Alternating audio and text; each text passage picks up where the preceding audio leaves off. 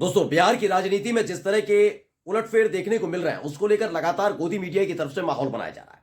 साफ तौर पर कह दिया गया कि मोदी और शाह की रणनीति यहां पर काम कर गई। बिहार में सत्ता परिवर्तन होने जा रहा है। तेजस्वी यादव बाहर जाएंगे, आरजेडी सत्ता से बाहर जाएगी और नीतीश कुमार को लेकर ऐलान कर दिया गया है कि उन्होंने बीजेपी के साथ गठबंधन कर लिया और 28 तारीख को वो शपथ लेने जा रहे हैं। जैसे ही खबर निकलकर सामने आई थी ना दोस्तों, उसके फौरन बाद ही लालू प्रसाद यादव उन्होंने पूरी की पूरी कमान संभाल ली। तेजस्वी यादव और लालू प्रसाद यादव ने एक ऐसा कमाल कर दिया कि जो खबर दिन में चल रही थी वो देखते ही देखते पलट गई है।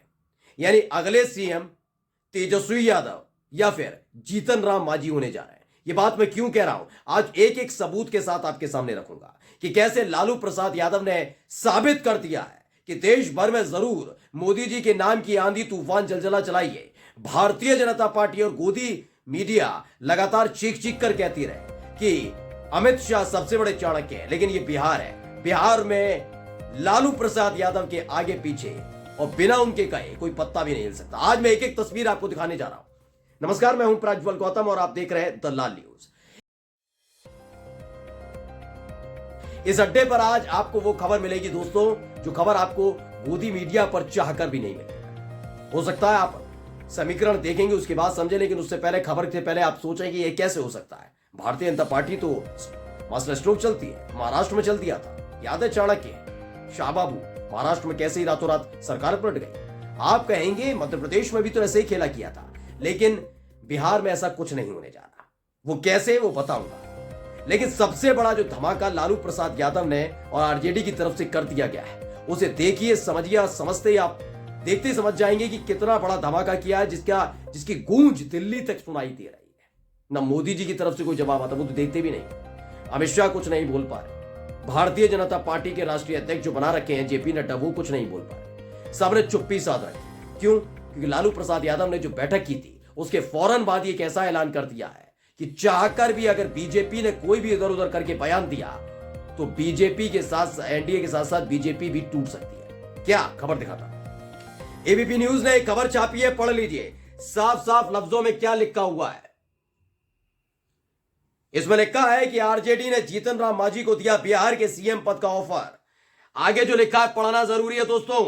क्या लिखा है? बिहार में सत्ता का समीकरण बदलने की आशंकाओं के बीच बड़ी खबर है। सूत्रों का कहना है कि लालू प्रसाद यादव की पार्टी ने जीतन राम मांझी को राज्य का सीएम बनाने की पेशकश की है। जीतन राम मांझी हम के नेता और उनकी पार्टी के पास विधानसभा में 4 विधायक हैं, जबकि आरजेडी के सबसे ज्यादा 79 विधायक हैं। जीतन राम मांझी बिहार के सीएम रह चुके हैं। नीतीश कुमार ने उन्हें सीएम बनाया था और बाद में उनको हटा दिया गया। लेकिन जानते हैं, सबसे पहले जब ये बैठक चल रही थी उस दौरान आरजेडी की तरफ से एक पत्ता फेंका गया।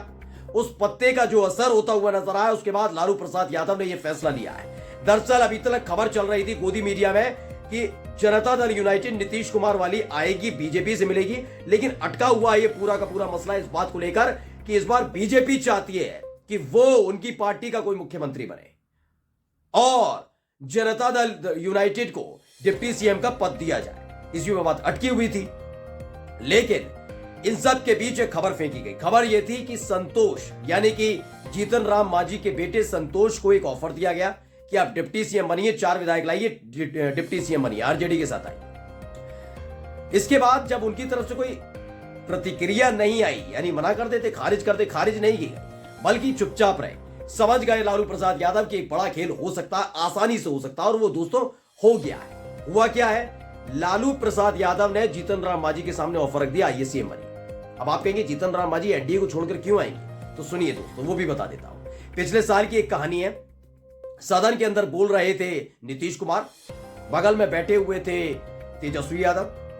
दरअसल एक मुद्दे पर जीतन राम मांझी बोल रहे थे, उन्हें टोकते हैं नीतीश कुमार, उनसे बदसलूकी करते, बताते हैं कि ये मेरी मूर्खता थी जो इस आदमी को, ये जीतन राम मांझी के लिए शब्दावली का इस्तेमाल किया कि इस आदमी को मैंने मुख्यमंत्री बना दिया। ये बात किसी और ने नहीं कही थी, बल्कि नीतीश कुमार ने भरे सदन के अंदर कही। उसके बाद उनका पुतला फूंका गया। ये वीडियो पहले देख लीजिए। तो देखा, पुतला फूंका जा रहा, नाराजगी थी। उस दौरान भारतीय जनता पार्टी ने खुलकर जीतन राम मांझी का साथ दिया था और नीतीश कुमार को कोसा था कि लगातार कोसते जा रहे थे कि नहीं नहीं, गलत किया, ये किया, वो किया। आज उन्हीं के साथ हाथ मिलाने जा रहे हैं। जीतन राम मांझी पर एक दबाव है, वो भारतीय जनता पार्टी की बोली जरूर बोल रहा है, लेकिन संतोष अंदर खाने एक बड़ी डील कर चुके हैं। खबर है कि संतोष वो याद है कि किस तरह से भरे सदन के अंदर नीतीश कुमार ने उनके पिता के बारे में बदसलूकी की थी, बारे में गलत शब्द बोले थे। माना जा रहा अपने 4 विधायकों के साथ किसी भी कीमत पर वो बीजेपी के साथ नहीं रहना चाहते। आने वाले दिनों में एक बड़ा बवंडर हो सकता है। वैसे समय दिया गया, रात को भी शायद एक खबर आ सकती है, बड़ी खबर की जीतन राम मांझी एनडीए से अलग हो गए और आरजेडी के साथ चले गए और मुख्यमंत्री बन गए। यही नहीं, खबर अब आपको दिखाता हूं आंकड़े। इस पूरे समीकरण को देखिएगा जो लिखा हुआ है। अब इस समीकरण को समझने की सबसे ज्यादा जरूरत है दोस्तों, कैसे क्या बनेगा। इसमें देखिए आरजेडी के 79 यानी 1 कम 80 79 विधायक है।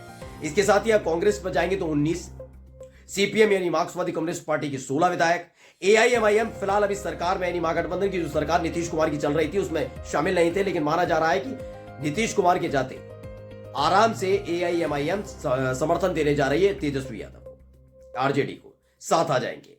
एक इंडिपेंडेंट जो फिलहाल अभी मंत्री भी हैं वो तेजस्वी यादव को पसंद करते हैं, निर्दलीय विधायक, और वो चाहते नहीं उनके मंत्री पद चुने, इसलिए वो जाना चाहते हैं तेजस्वी यादव के साथ। अब हाय हम के विधायक यानी जीतन राम मांझी आने जा रहे हैं तो मान के चलिए 4, जादुई आंकड़ा 122 विधायक जिसके पास उसकी सरकार, इसमें 120 विधायकों का पूरा जुगाड़ है, यानी 2 विधायकों की कमी है जिनका जुगाड़ आसानी से कर लिया जाएगा। क्योंकि हाल ही में एक बयान आया था गोपाल मंडल का, ये जनता दल यूनाइटेड के विधायक है।